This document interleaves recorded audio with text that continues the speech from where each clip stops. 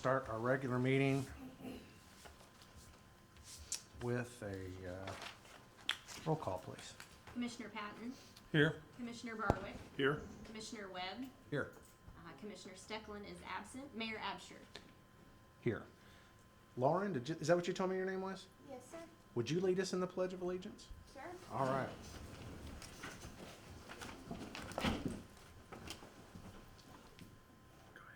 I pledge allegiance to the flag of the United States of America and to the republic for which it stands, one nation, under God, indivisible, with liberty and justice for all. Will that give you extra points in civics class? I hope so.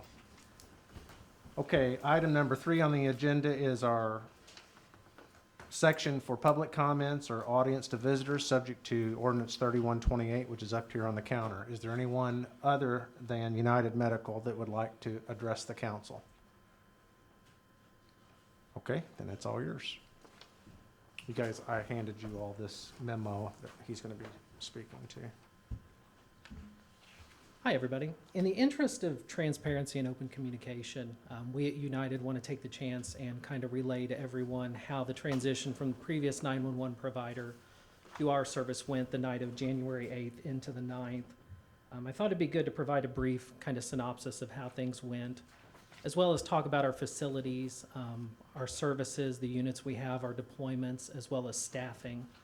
Staffing was kind of an issue that was raised at one of the previous meetings, concern for loss of jobs and employment, and I thought we could maybe take a minute and talk about how we've kind of addressed some of those concerns that were brought up. During the transition process on January 8th into the 9th at midnight, I have no issues really to talk about. The 911 dispatchers did an amazing job transitioning from the previous service to us. It was as smooth as could ever be hoped for. We responded to our first call as your 911 provider at 0057 early the morning of the 9th, and since that time we've responded to 157 calls to service in the city. Breaks down to about 8.5 calls a day, 126 transports and 31 refusals as of 3 p.m. today. Our facility is at 1001 West Central Street, not too far from the police department. We're a little bit south of there. We're currently putting finishing touches on renovations to the building, which now features 9 individual bedrooms for our staff. Everyone has their own bedroom. Offices, a conference room. We have a complete kitchen, multiple restrooms, and also a supply storage area to keep the things we need readily available. Next improvement goal is to build a garage next door to our building. We're hoping to house multiple ambulances in it with a goal beginning spring or summer of 2020 this year. So as far as staffing goes, prior to receiving the city contract, our staff consisted of 10 members, 6 full-time, 1 part-time, and 3 PRN. We are now at 22 staff members, so we've more than tripled our staff. We currently have 18 full-time, 1 part-time, and 3 PRN employees. Gives us an overall net gain of 11 full-time positions. The disparity there is 1 person transferred out from our original staff, so we gained 11 full-time positions, and those are benefits positions with vacation as well as health insurance. 8 of the full-time staff that joined us joined from the previously contracted service. One of the things we felt was important was to come in and keep many of the same people that were here providing services to the citizens that had been here for years. They know the area, they know the people, they work here because they love Marion, so we should keep them on board. Like I said, several of them have been here for many, many years. I believe one of them's been in this area for like 25 or more. So, current unit deployment, we have 3 ALS level, that's paramedic level ambulances in the city. They're staffed out of the Division 4 station here on Central Street 24 hours a day, 7 days a week. They do not go home, they're not on call. The staff is there at the station unless they're on a call somewhere. 2 of those units are dedicated to responding to emergencies within the city at all times. We also have ALS non-transport unit, ALS-1, which you and I talked about a minute ago, Councilman Webb. It is a paramedic level non-transport unit, and what that allows us to do is if there's a mass influx of calls, say all 3 of our trucks are gone and we have no close mutual aid to enact, then that unit can respond, and it is staffed the same as an ALS paramedic ambulance. Heart monitor, drug box, They also come with an auto pulse unit, which is a CPR machine, and allows essentially myself or whoever else that's a paramedic that staffs that to be able to manage a really critical patient by ourselves until we can get a transport unit there to help us out. Additional backup we get from our Heron Division 3, which has one 24/7 ALS truck, and they're only from Heron to Marion here to help us. That really puts 4 units and an ALS non-transport available pretty quick to get here. Upcoming unit deployments, we've actually purchased 2 additional Jeep Cherokee SUVs. That'll be ALS 3 and ALS 4. ALS 4 will be assigned to the City of Marion. ALS 3 will be assigned to Derek Gaither, to the division captain at Heron. ALS 1 will then go back north because it's kind of on loan to us from our Salem division.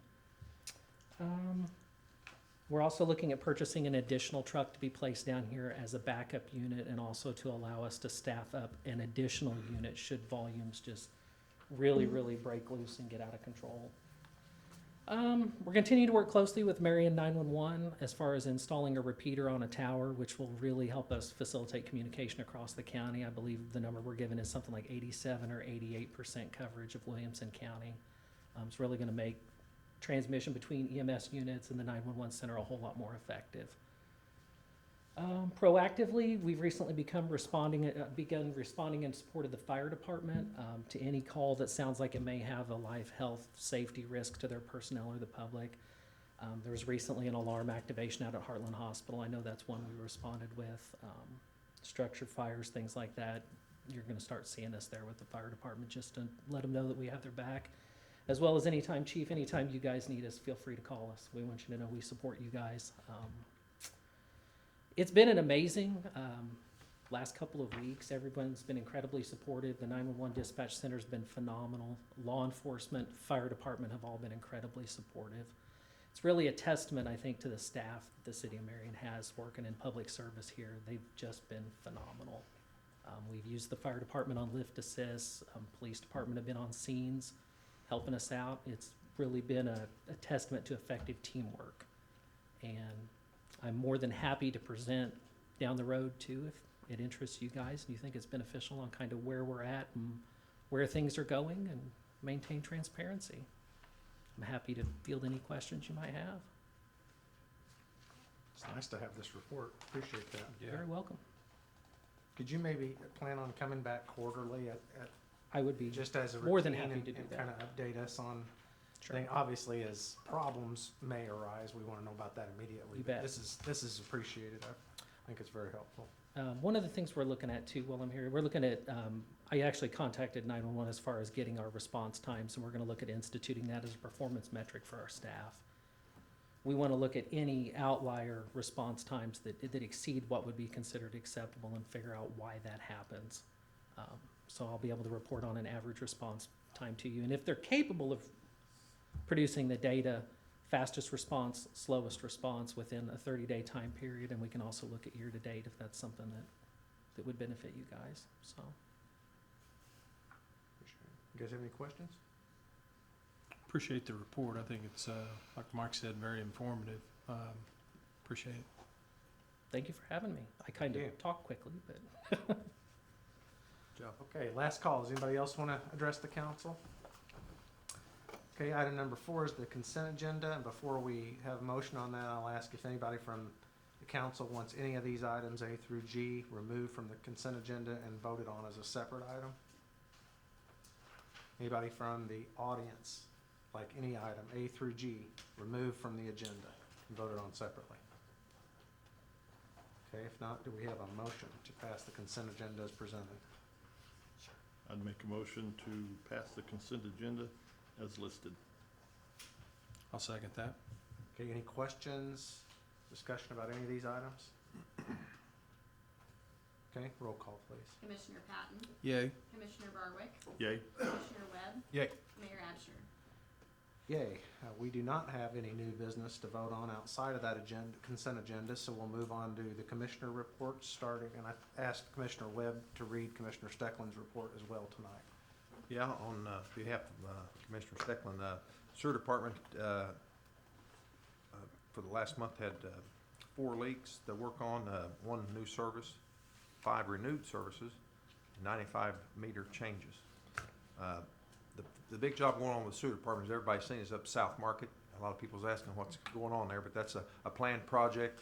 We're putting a new sewer line in there, so just be patient. I know trash pickup's probably been a challenge, and people just getting in and out of the driveways has been a challenge, so appreciate everybody's patience on that. As far as street department, we're still trying to do some sidewalk repairs since we've had decent weather, so that's progressing. And we appreciate the public's help on trying to keep the ditches clean as we get these spring rains ahead of us. Keeping those leaves out of the culverts and stuff is much appreciated. That's all I have. Mr. Barwick? I have nothing. Mr. Patton? Me neither, Mayor. I'm good. Okay, anything else to come before the council? Either from you guys or the audience? Okay, we do have a need for executive session. I'll make that motion here in a minute. Let's see, I had one other thing on. Nope, never mind. So I would make a motion that we proceed to executive session, and we have, believe it or not, litigation, property, personnel, and contract matters to discuss tonight. Before we have a second and move on that, I will tell everybody in the audience, as I normally do, we will only meet in session as is dictated by law. We make no decisions in executive session. We will come back only to dismiss the regular meeting, so we won't take any action after right now. That being said, you're all welcome to stay in here by yourself. We have a checkerboard over here in the corner. But other than that, most of you probably will want to leave, but we won't be taking any action after that. So I have made the motion and would need a second on this. I'll second. Okay, roll call, please. Commissioner Patton? Yay. Commissioner Barwick? Yay. Commissioner Webb? Yay. Mayor Asher? Yay. Thank you all. 10 minutes. Wow.